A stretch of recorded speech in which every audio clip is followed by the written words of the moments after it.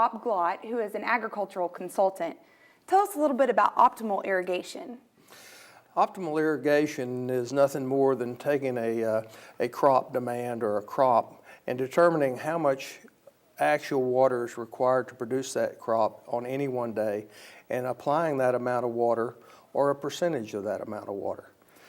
Optimal irrigation is a very easy way to learn how much water to apply and when to irrigate. It is an effective tool because it takes a lot of the guesswork out of when to irrigate.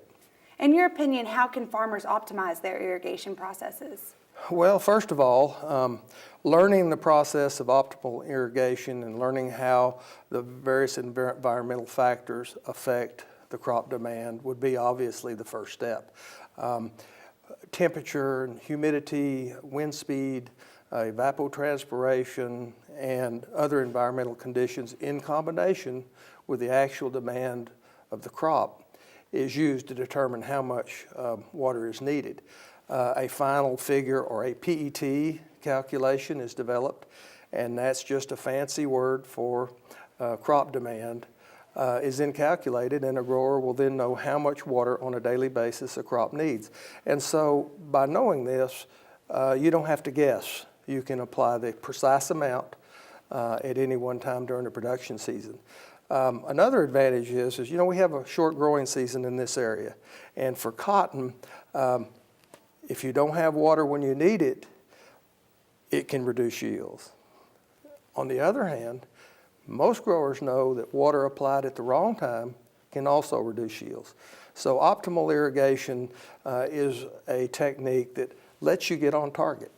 What kind of technology is involved with optimal irrigation? Optimal irrigation is more of an approach. It's a strategy. It's learning how to determine how much the crop actually needs and then adapting your irrigation schedule to that. Now, it also involves using efficient irrigation systems. And one example is there are several kinds of delivery systems for irrigation in a crop. One is a broadcast irrigation. It would be similar to a lawn sprinkler, where all the water is applied in a broadcast fashion and cover basically 100% of the soil surface. Another system is called LIPA, and instead of putting the water out in a broadcast fashion, it's put out in a bubble in every other furrow.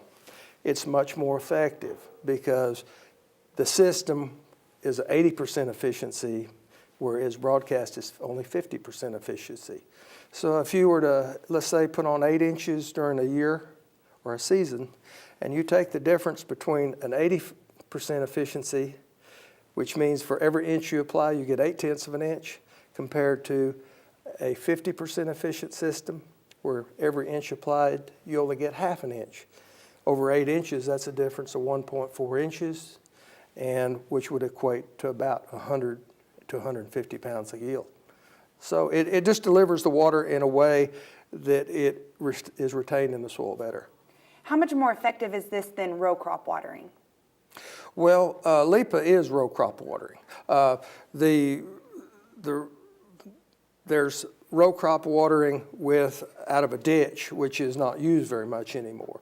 The LIPA system is with a center pivot, and you actually apply the water between the two rows or between the drills of cotton. The difference between LIPA and broadcast is, in one way, the water's applied broadcast and uniformly, and it only penetrates the soil very shallow, whereas LIPA is applied in a plume, and it penetrates the soil deeper. And also, since there's less surface water being applied across the LIPA system, there's less exposed to evaporation.